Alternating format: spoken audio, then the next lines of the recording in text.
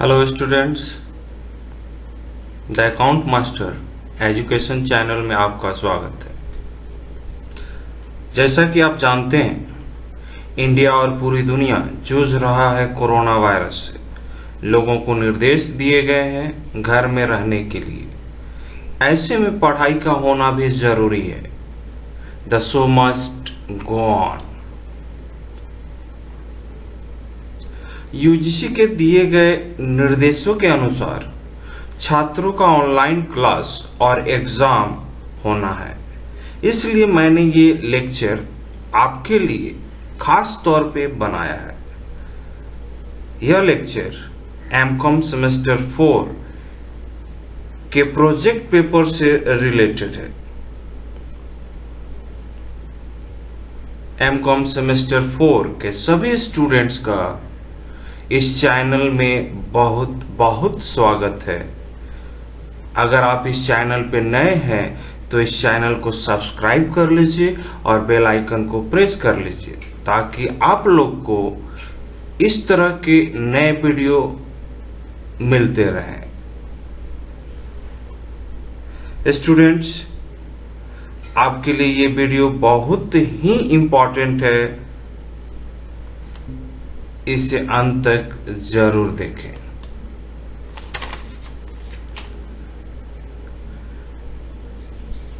Introduction of project work. सबसे पहले आपको यह जानना चाहिए कि आपको प्रोजेक्ट क्यों दिया गया है। जैसा आपका सिलेबस है, आपका सिलेबस सेमेस्टर 4 में 2 ऑप्शनल पेपर है जो मार्केटिंग, फाइनेंस और एचआर से रिलेटेड है, और एक कंपल्सरी पेपर है corporate governance, ethics and social responsibility of business, जो कंपल्सरी पेपर है, और चौथा पेपर है प्रोजेक्ट। सभी पेपर 100 मार्क्स के हैं, जिसमें 70 मार्क्स एक्सटर्नल एग्जाम से रिलेटेड है और बाकी के 30 मार्क्स जो है वो इंटरनल असेसमेंट से मिलता है। प्रोजेक्ट में भी ऐसा ही है। प्रोजेक्ट डिसर्टेशन आपको 70 मार्क्स दिलाता है और बाकी का 30 मार्क्स के लिए आपको वाइवा वॉसी देना होता है। वाइवा वॉसी के लिए एक्सटर्नल एग्जामिनर को बुलाया जाता है। प्रोजेक्ट एक हाई स्कोरिंग पेपर है। प्रोजेक्ट कैसे बनाया जाए, किस तरीके से प्रोजेक्ट बना के सबमिट करना है, प्रोजेक्ट में क्या क्या इंक्लूड करना होता है, A to Z हर एक इंफॉर्मेशन जो हर एक बच्चे को चाहिए होती है, इस वीडियो के माध्यम से देने का हमारा प्रयास है। स्टूडेंट्स, इसलिए इस वीडियो को अंत तक देखिएगा और इससे आपको बहुत हेल्प होने वाली है।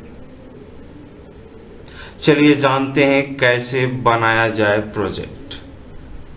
Guidelines for preparation of project work.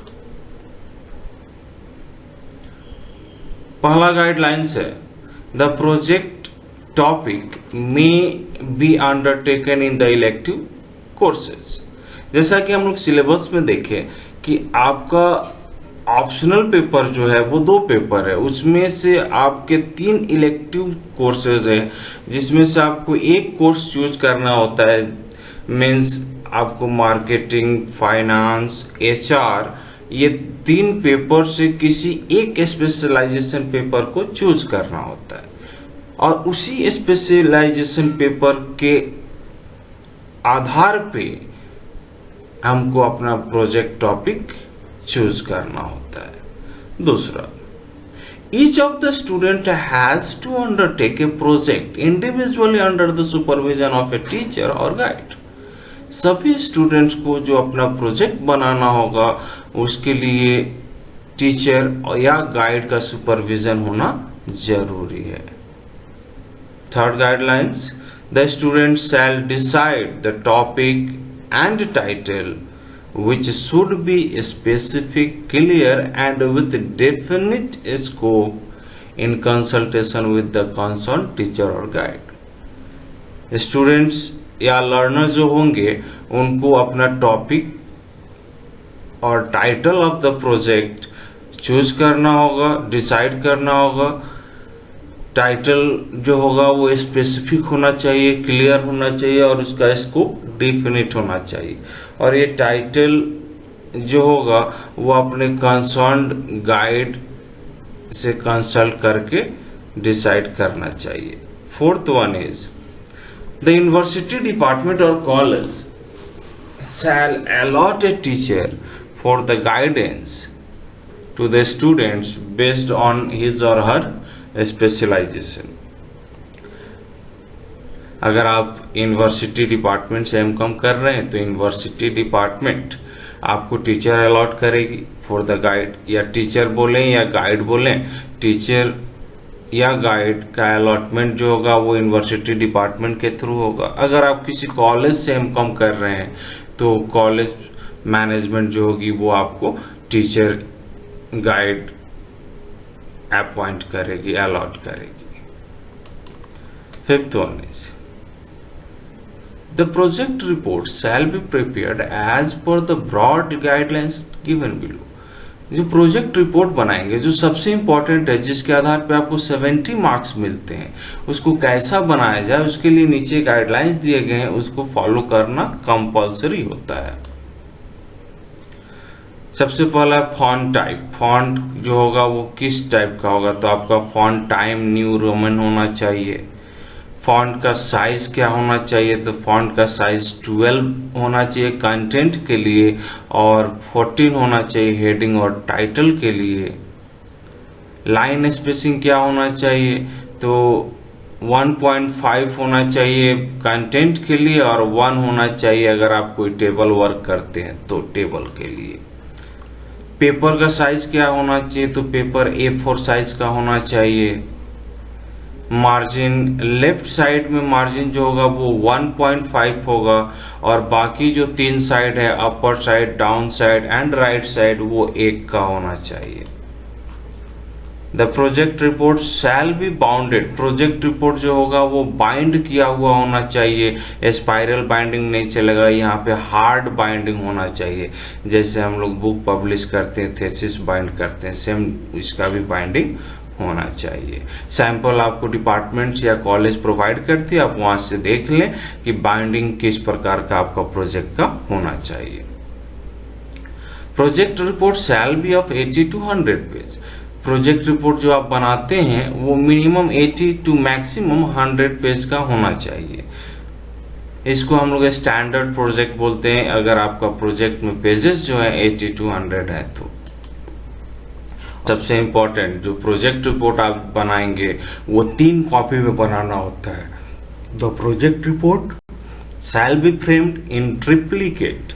3 copy में बनाना होता है, जिसका 2 कॉपी आपकी यूनिवर्सिटी में जमा होती है और 1 कॉपी आपके पास होती है जिसको आप लेकर के वाइवा देने के लिए जाते हैं।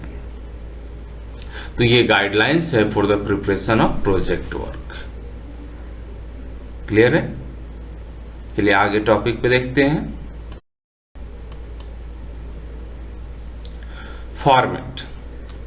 यहाँ पे कुछ इंपॉर्टेंट फॉर्मेट्स दिए गए हैं या दिए जा रहे हैं जो आपको हेल्प करेंगे at the time of preparation of project work. तो सबसे पहला पेज जो होता है वो कवर पेज होता है। आपका जो प्रोजेक्ट रिपोर्ट होगा उसका कवर पेज कैसा होना चाहिए और उसका फर्स्ट पेज कैसा होना चाहिए। तो इसका फॉर्मेट है, ये फॉर्मेट आपको दिख रहा है, इस तरह का आपको फॉर्मेट बनाना होगा। ए प्रोजेक्ट इंटाइटल्ड, टॉपिक का नाम लिखेंगे, submitted for partial fulfilment of the award of degree of master in commerce under faculty of commerce Ranchi university Ranchi, या अगर आपका कोई दूसरा यूनिवर्सिटी है तो दूसरा यूनिवर्सिटी लिखेंगे। यहाँ पे हम लोग कॉलेजेस का नाम नहीं देते हैं क्योंकि college are also affiliated to the university. Under the guidance of, आप अपने गाइड का नाम लिखेंगे, गाइड का नाम लिखेंगे, उनका डेजिग्नेशन लिखेंगे, जैसे वो असिस्टेंट प्रोफेसर हैं या एसोसिएट प्रोफेसर हैं या प्रोफेसर हैं तो उनका डेजिग्नेशन होगा, और साथ में यूनिवर्सिटी डिपार्टमेंट या कॉलेज का नाम, वो कौन से डिपार्टमेंट के हैं तो यूनिवर्सिटी क्या है और कॉलेज का नाम क्या है, कॉलेज का नाम और एड्रेस। सबमिटेड बाय, आपका नाम, यूनिवर्सिटी रोल नंबर होना चाहिए और यूनिवर्सिटी रजिस्ट्रेशन नंबर होना चाहिए, और सबसे लास्ट में आपका जो डेट प्रिपरेशन ऑफ प्रोजेक्ट है उसका डेट होना चाहिए, मीन्स मंथ और ईयर होना चाहिए। तो मैंने यहाँ पे एग्जांपल तौर पे लिखा है मई 2020। तो ये आपका फर्स्ट पेज है, या हम बोल सकते हैं ये आपका कवर पेज है। दूसरा पेज जो होगा, second page is also repeated. ये पेज जो है इसको हम सेकेंड पेज के तौर पे करेंगे। ये जो आपका पेज है ये आपके प्रोजेक्ट रिपोर्ट के सबसे ऊपर में मीन्स कवर पेज होगा, और साथ में यही पेज आपका प्रोजेक्ट के अंदर का पहला पन्ना होना चाहिए। ठीक है, चलिए थर्ड पन्ना क्या होना उसको देखते हैं।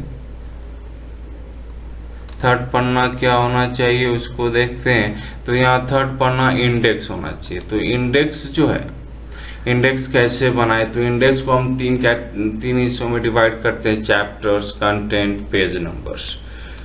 तो सबसे पहले आपका आता है सर्टिफिकेट। सर्टिफिकेट इसका भी फॉर्मेट आगे दिया हुआ है, तो सर्टिफिकेट डालेंगे। दूसरा आता है कि डिक्लेरेशन, आप डिक्लेयर करेंगे कि आपका जो प्रोजेक्ट है वो आपके द्वारा बनाया गया है, एटसेट्रा जो भी बातें हैं वो आप डिक्लेरेशन में करते हैं।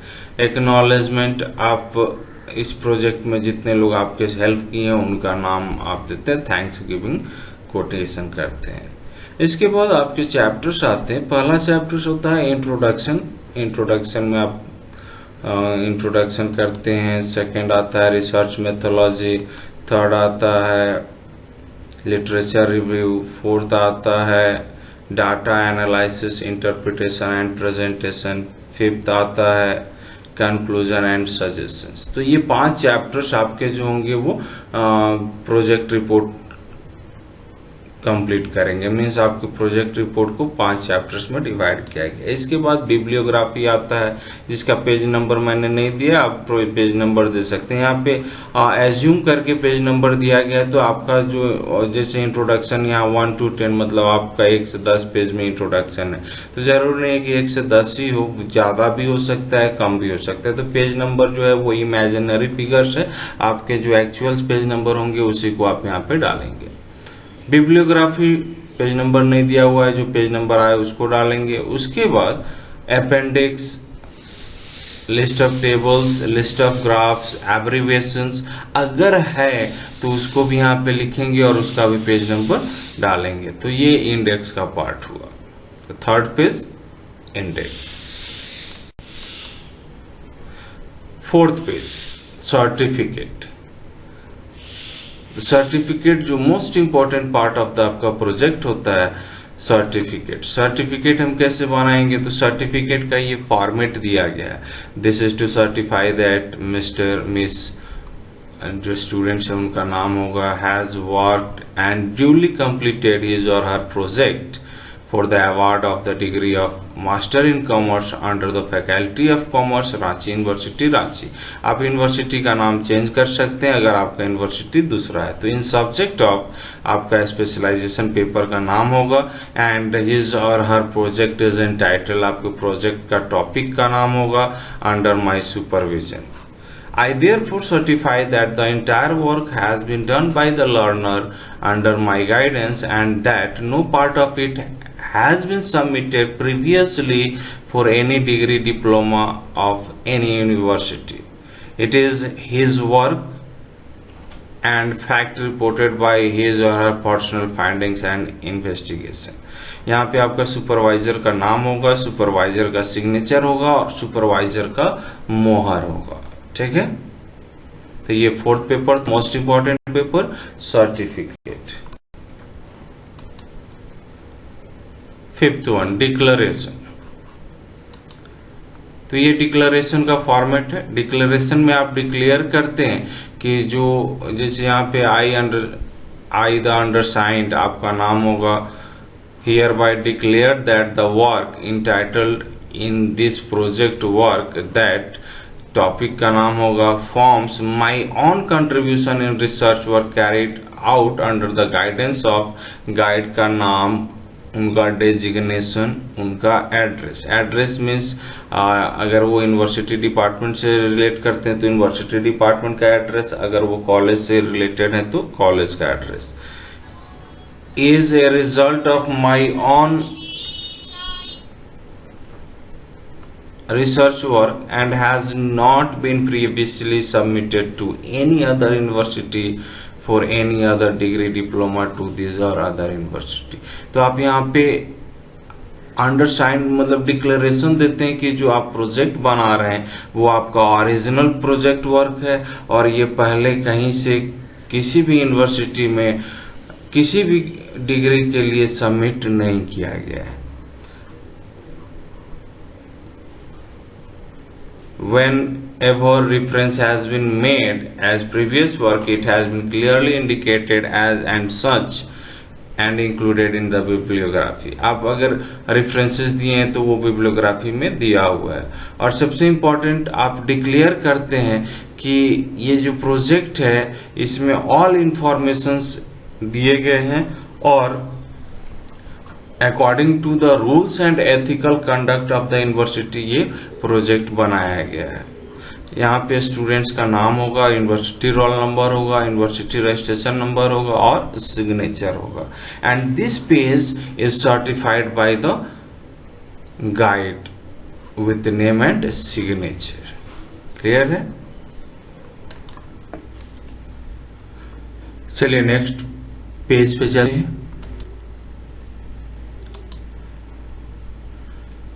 Sixth one, acknowledgement. इस पेज में आप वैसे सभी लोगों को चिन्हित करते हैं और थैंक्स देते हैं जो आपके इस प्रोजेक्ट को सक्सेसफुल करने में हेल्प करते हैं। तो सबसे पहले ये आप एक तरह से पढ़ लें और इसमें आप थैंक्स देते हैं। सबसे पहले इंस्टीट्यूट का नाम, इंस्टीट्यूशन को थैंक्स देते हैं जो आपको अपॉर्चुनिटी दिया टू डू दिस प्रोजेक्ट। उसके बाद आप अपने प्रिंसिपल या एचओडी को थैंक्स करते हैं जो आपको कंप्लीट फैसिलिटीज प्रोवाइड किए for the completion of this project. उसके बाद आप अपने कोऑर्डिनेटर या डीन को थैंक्स देते हैं for his moral support and guidance. उसके बाद आप अपना सिंसियर ग्रैटिट्यूड एक्सप्रेस करते हैं टुवर्ड्स योर प्रोजेक्ट गाइड। आप अपने प्रोजेक्ट गाइड को धन्यवाद देते हैं for guidance and successful completion of the project. इसके अलावा आप कॉलेज डिपार्टमेंट लाइब्रेरी को भी धन्यवाद देते हैं जहां से आपको references, books and magazines provide किए गए। और सबसे अंत में आप वैसे सभी लोगों को धन्यवाद देते हैं जो डायरेक्टली और इनडायरेक्टली हेल्प किए हैं in the completion of this project, specially आपके मम्मी पापा, रिलेटिव्स। क्लियर है? लास्ट में आपका नाम होना चाहिए और आपका सिग्नेचर होना चाहिए, students name and student signature. तो ये आपका सिक्स्थ पेज है, एक्नॉलेजमेंट। क्लियर है? चलिए आगे बढ़ते हैं। Model structure of the project work. Model structure में हम लोग देखेंगे कि यहाँ पे कुछ ऐसे रूल्स बनाए गए हैं जिससे जो प्रोजेक्ट होगा उसमें यूनिफॉर्मिटी आएगा। यूनिफॉर्मिटी आने से क्या होगा कि प्रोजेक्ट का जो सही मायने होता है, सभी का प्रोजेक्ट एक प्रकार से बना हुआ होगा। तो following structure to be followed to maintain the uniformity in formulation and presentation of project work. Project work बनाने में और उसको प्रेजेंट करने में यूनिफॉर्मिटी आए उसके लिए स्ट्रक्चर बनाए गए हैं। तो पहला स्ट्रक्चर है चैप्टर 1 जो आपका इंट्रोडक्शन है। इस चैप्टर में, in this chapter, selection and relevance of problem, historical background of the problem, brief profile of the study area, definition of related aspect, characteristics, different concepts pertaining to the problems, etc. can be incorporated by the learner or students. It means chapter 1 में आप जो introduction chapter होगा उसमें ये सारे topics आपको chapters में incorporate करने होंगे, इंक्लूड करने होंगे। क्लियर है? Second chapter, research methodology. इस चैप्टर में, in this chapter, objective, hypothesis, scope of the study, limitation of the study, significance of the study, selection of the problem, sample size, data collection, presentation, tabulation of data, techniques and tools to be used can be incorporated by the learner. तो इस chapter में आप research methodology से related जो आपके topics है उसको यहाँ पे इंक्लूड करेंगे। Chapter 3, literature review. This chapter will provide information about the studies done on respective issues. This would specify how the study undertaken is relevant and contribute for value addition in the information knowledge application of study area, which ultimately help the learner to undertake further studies on some issue. Literature review में हम क्या करते हैं, वैसे सभी studies के बारे में इंक्लूड करते हैं जो पहले हो चुका है, और वैसे सभी इंफॉर्मेशन प्रोवाइड करते हैं जिससे जो वर्क है, जो स्टूडेंट्स के द्वारा वर्क किया गया, प्रोजेक्ट बनाया गया, वो प्रोजेक्ट हेल्पफुल हो सोसाइटी के लिए, और आगे चल के कोई लर्नर चाहे तो इस टॉपिक पे फिर से रिसर्च कर सकता है। Fourth chapter, data analysis and interpretation and presentation. इस चैप्टर में, this chapter is core part of the subject. ये चैप्टर जो है वो उसको हम लोग ऐसा बोल सकते हैं, it is the heart of the project work. यानी प्रोजेक्ट रिपोर्ट जो आप बना रहे हैं उसका ये सबसे मुख्य चैप्टर होता है। तो इस चैप्टर को बहुत ध्यान से बनाते हैं। This chapter analysis of the data collected, जो डाटा कलेक्ट किया गया पिछले चैप्टर में, उस डाटा का एनालिसिस हम यहाँ पे करते हैं। उसके लिए हम selected tools and techniques use करते हैं ताकि हम फाइंडिंग्स कैलकुलेट कर सके, फाइंडिंग्स निकाल सके। और इन this chapter table of information, presentation of graph etcetera can be provided with interpretation bye the learner. तो इस चैप्टर में हम टेबल देते हैं, ग्राफ देते हैं और उसका इंटरप्रिटेशन भी करते हैं। तो ये चैप्टर सबसे इंपॉर्टेंट है। तो इस चैप्टर को बनाते समय थोड़ा सा आप सावधानी जरूर बरतेंगे। And last chapter, that is fifth chapter, conclusion and suggestions. In this chapter of the project, findings of work will be covered and suggestion will be enlisted to validate the objective and hypothesis.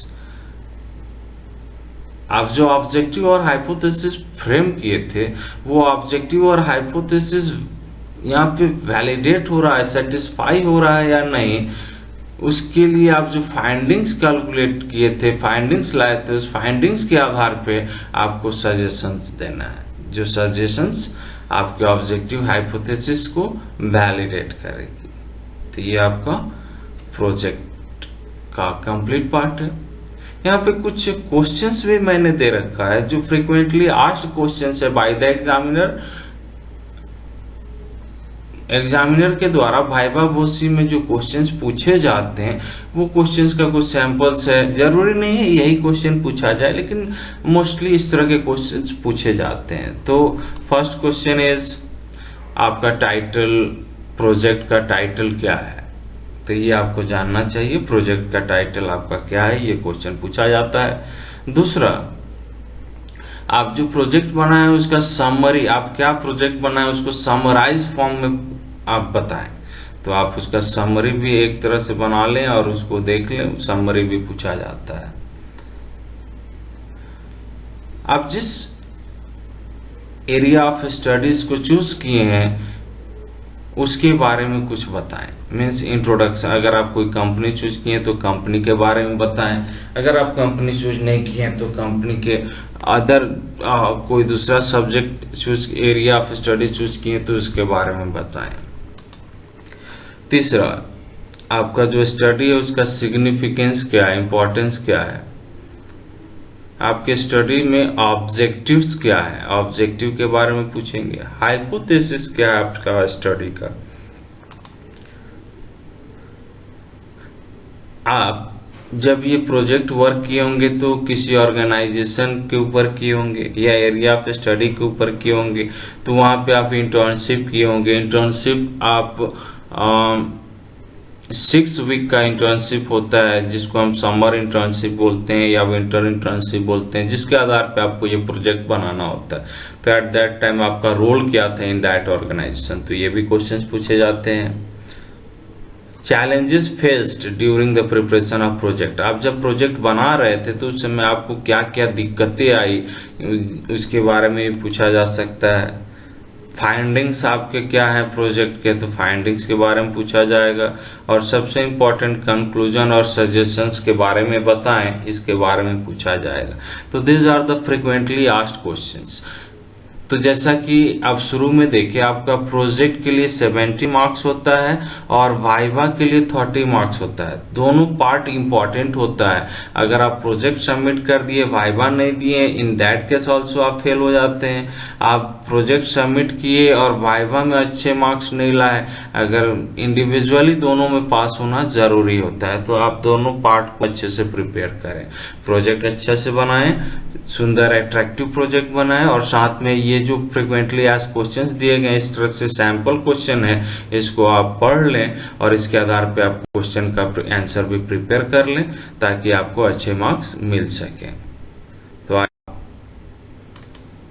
I hope आपको ये video अच्छा लगा होगा।